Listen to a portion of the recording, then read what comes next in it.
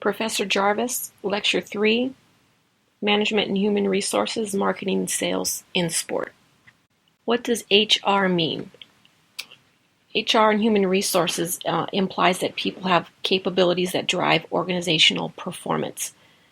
In human resources, sports organization is critically important and is the driving force behind any management model, not just in sport, but in management in general.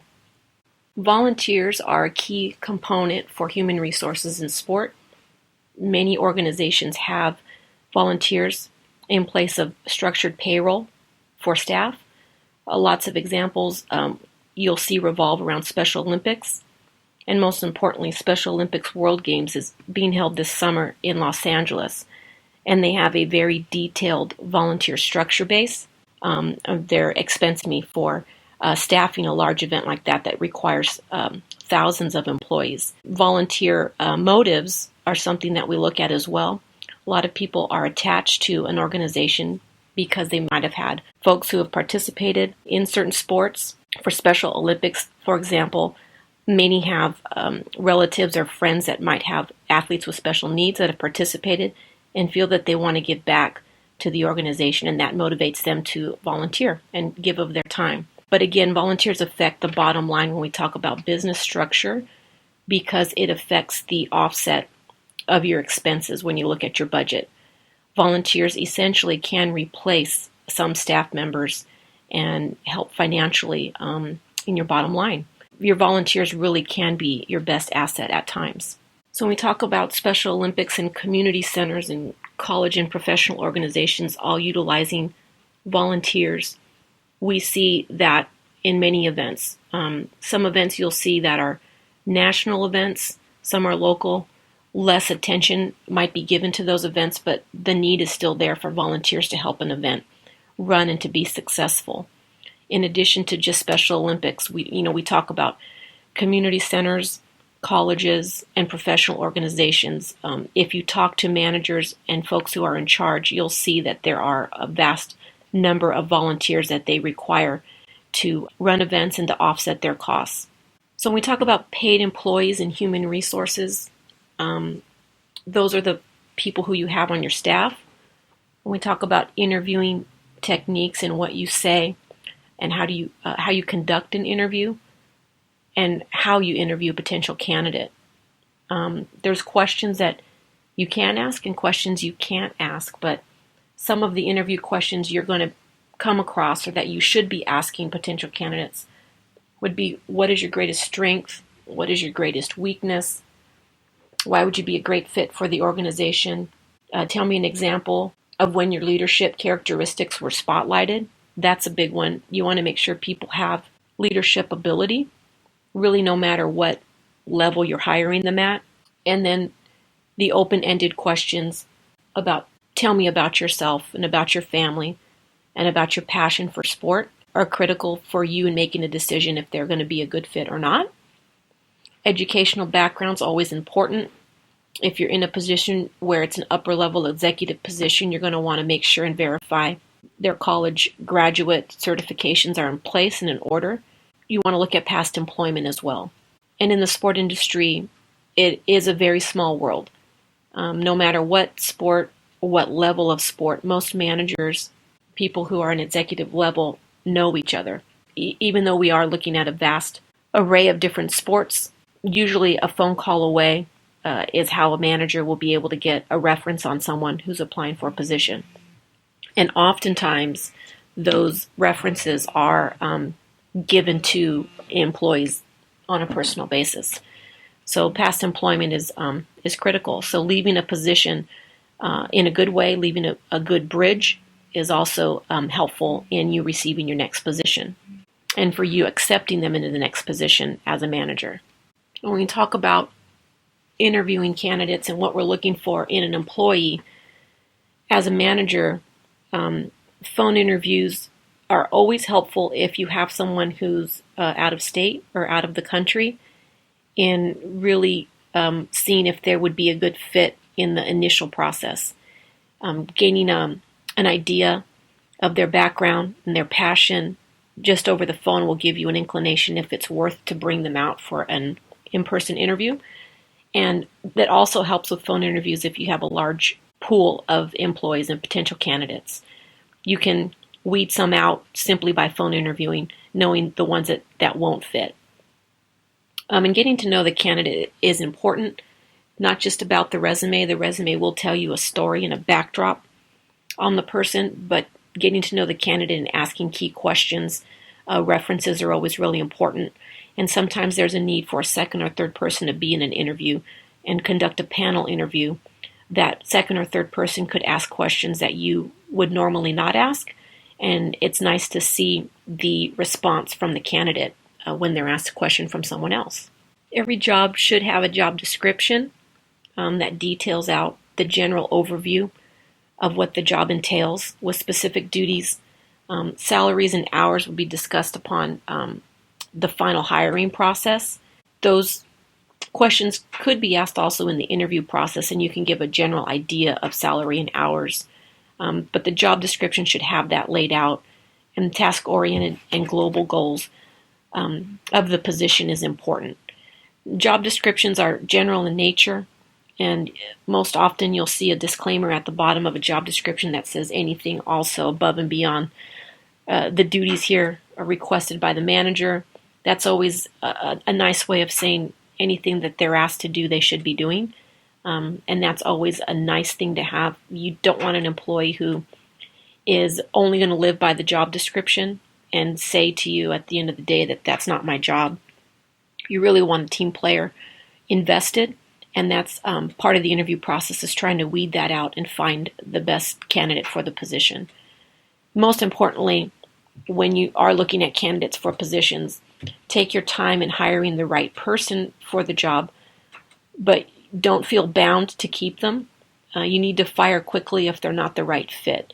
That means before they get invested and are able to sink into the position, and it's harder every week that goes by for you to be able to disperse their job duties over to somebody else. So if it isn't going to be a good fit, you really need to be able to fire them quickly and not to be afraid to do that. As a manager, it's really critical to be able to step up to the plate there.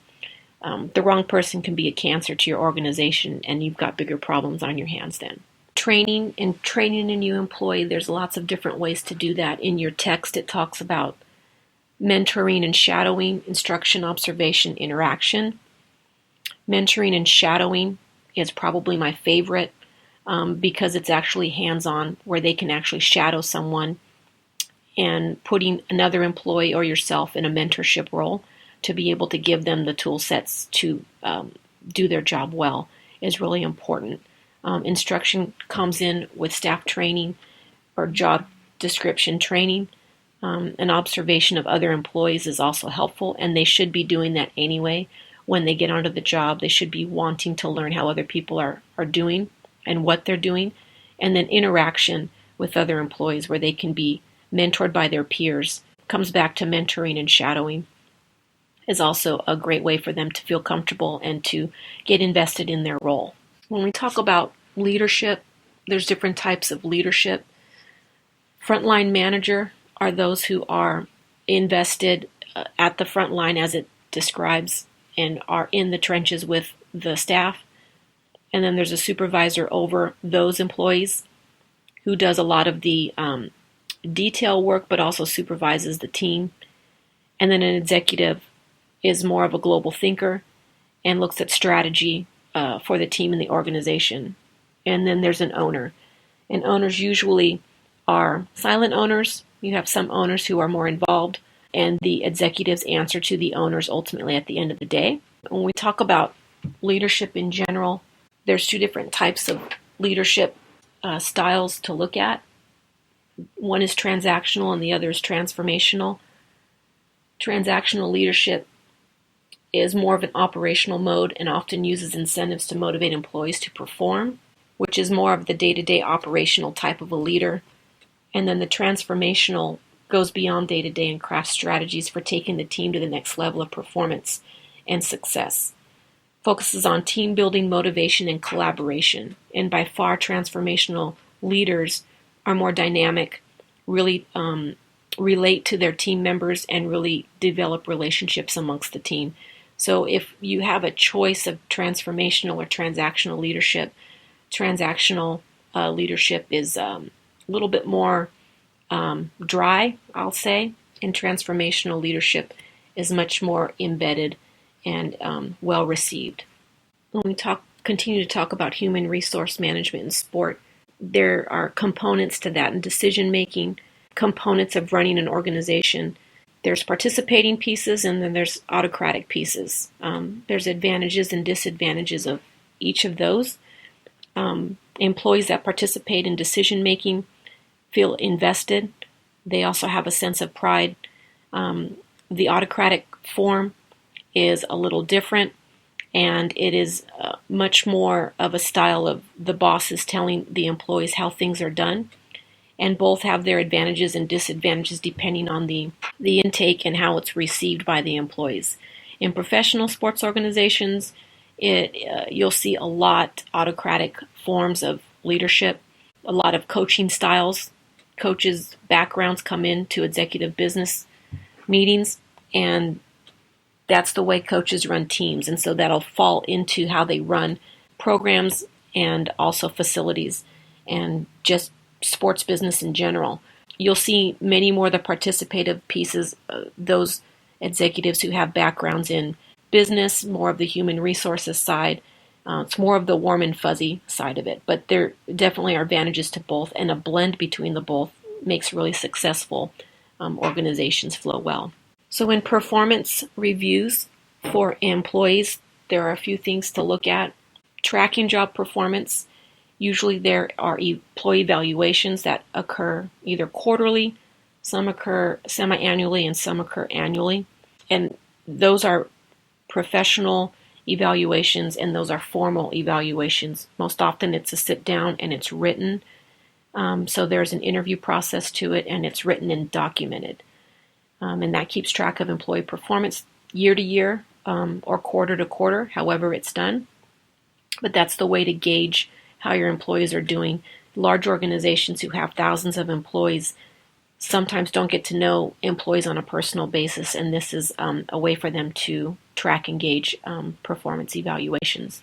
So the scenario that's on your screen talks about if you have an employee that's not performing to the standards of the company, how do you handle that? I like to tell people that documentation is key. You first begin the process of evaluating the performance, and then you give detailed areas of improvement with timelines. If the employee can't meet the areas of improvement within the timelines, there's consequences for that. And your consequences can range anywhere from suspension all the way to termination, depending on the severity of it and how often it's gone on. But again, don't be afraid to let someone go if they really don't fit into your organization. You really need to have people who do fit in, dig into the culture and the environment that you're working in and that you're creating as a leader. We shift gears here to marketing and sales. And we talk about proper marketing leading to sales and the need to keep the consumer happy. And how is that done? There's lots of ways to do that. And we talk about sports really is revenue driven, ticket based. Your customer are your fans most often. You have revenue streams from other sources, but a majority of it comes from your fan base. So what are you selling? Tickets and membership, luxury seats and suites. Depending on which arena, you're talking $50,000 to $350,000 per year on a luxury seat or suite at an arena or facility. And that's on the professional side. And the difference between luxury and standard is quite obvious if you've ever been into a sport facility. Standard seating at let's say the Staples Center is for a Laker game. Standard seating is going to be anywhere from $30 to $75 a seat. In a suite per night is ranging from $5,000 to $10,000 for a small suite, which seats, I'd say about 7 or 8 people. So the difference between them really is revenue, it's income. It's how much you can sell a seat for and what it brings. So the difference in the luxury is it's got a lot more perks. You have full service, you have bar service, alcohol sales is included in that, Oftentimes alcohol is included in the price for a luxury suite. All of those little perks add up. When we talk about sponsorships, why is sponsorship so important to success of a franchise? There's a lot of ways sponsorship digs into the revenue, and it actually produces a lot of revenue. So sponsorships is a line item in every budget for a team, organization, or a facility. Sponsorships are big heavy hitters, and there's a lot of examples of high-level sponsorships in sports. When we talk about sponsorships, I would not due diligence if I didn't talk about naming rights. When we talk about naming rights, it's the biggest type of sponsorship you can acquire. Naming rights go all the way up to 300 to 400 million, and those really range from like 20 to 35-year contracts, different than a standard sponsorship with just a team or a league, and those are usually seasonal. Oftentimes they have smaller level contracts between 5 and 10 years, but those bring in yearly revenues for teams. Naming rights bring in revenue for city, government, team as well, but it's on a much higher level. The benefit of sponsorship, we talked about increasing the revenue stream. And then why do sponsors part ways? Really, there's a perceived value that a sponsor has, and if they don't get that perceived value at the end of the day, they didn't feel it was worth it. And then there's general return on investment, shortened to ROI. When we talk about the ROI of a sponsor, they want to know what they're getting, what's the bang for their buck. And you really have to detail out when you see how many views a sponsor's going to get for being on a billboard or on banners and signs and signage in an arena. You have to be able to translate that into dollars. So how many eyeballs hit a sponsorship ad, and then how do you translate that into dollars? And one of the biggest things that you'll see as we talk about sponsorship are Super Bowl ads. And those are very expensive. And what's the return on investment? Everybody's watching the Super Bowl, and everybody will see the commercials and the ads. And there's the return on investment. What are they going to get from it at the end of the day? They'll get increased sales, increased viewership. Whatever they're selling, the Super Bowl is the prime ticket in getting the sponsorship ad out there. So that's one of the keys for sponsors, and what they're looking for is perceived value and the return on investment. And then that's what they're selling. They're selling their product, and they want to be able to get as much as they can from their investment in you. And their investment, again, is going to be usually a smaller year contract. Sometimes it's upwards of 5 years, sometimes to 10 years, but usually it's a year-to-year lock-in, and they play it by ear. As they get their numbers at the end of each year, they'll see if they'll renew contract and see if they have what they received on perceived value. Advertising sales and sponsorships, purchasing ad space. Advertising is a little different than sponsorship. Advertising is usually one spot or several spots, but sponsorship is more long-term for the entire season or year, and advertising are smaller end pieces. It's based on anticipated exposure. Again, being able to translate a return on investment is key. How many eyeballs are going to hit the advertisement, and how does that translate to them? Different ways to do that: TV, radio, print, internet, and social media are big. And then newly out are virtual advertising. So when you talk about virtual advertising, the NHL is testing virtual ads. In the NHL, they have dashboards where the home teams would see home advertisements and away teams would sell inventory of their home market.